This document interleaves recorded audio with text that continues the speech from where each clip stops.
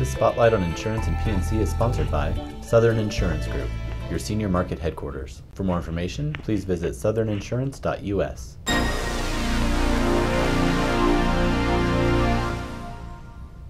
The Dodd-Frank Wall Street Reform and Consumer Protection Act could benefit insurers and reinsurers, helping them, quote, maintain their competitive positions in the global marketplace, according to recent analysis released by Standard & Poor's Corp.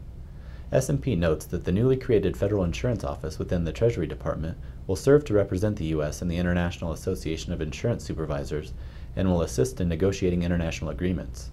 Quote, this could constructively address a concern that some regulatory parties within the international community raised as they evaluate the level of supervisory equivalency to be placed on the U.S. system of national insurance regulation, unquote. U.S. reinsurers in particular could benefit as they would be vulnerable to increased operational costs and lower profit margins should the U.S. regulatory system fail to gain full equivalency recognition, according to the analysis. S&P also said that it does not expect the newly signed law to have an immediate effect on the ratings of U.S. insurers and reinsurers.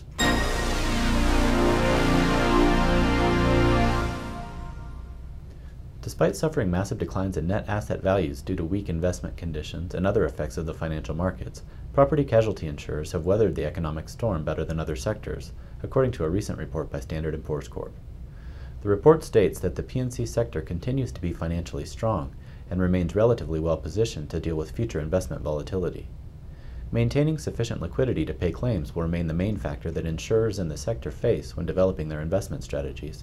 According to the report, quote, the asset portfolios of most P&C insurers are risk-averse and tend to be weighted in high-quality, investment-grade, municipal, government, and corporate fixed income tables, unquote. The report also found that during the recent economic downturn, many P&C insurers lowered their exposure to equities, alternatives, and other more volatile classes.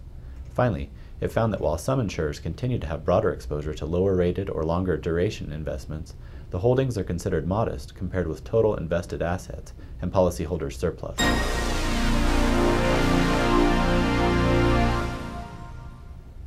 Questionable insurance claims increased by 14% during the first half of 2010, fueled by a dramatic spike in car windows that may have been intentionally smashed by owners, according to the National Insurance Crime Bureau.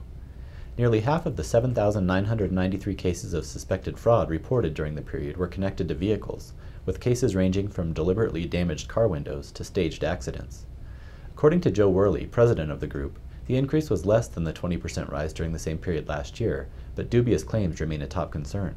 Criminals, quote, try to take advantage of the insurance company's desire to pay claims as quickly and efficiently as possible, unquote. The increase in suspect claims coincides with a decline in U.S. payrolls, while the jobless rate sits at a 26-year high of 10.1% after increasing 8.6% during the past 2 years. More than 5 times as many car windows appear to have been smashed on purpose in order to generate insurance payouts, rising from 239 last year to 1,498 in 2010. Meanwhile, suspected bogus vehicle accidents increased 27% year over year. For more industry spotlights, visit producersweb.com.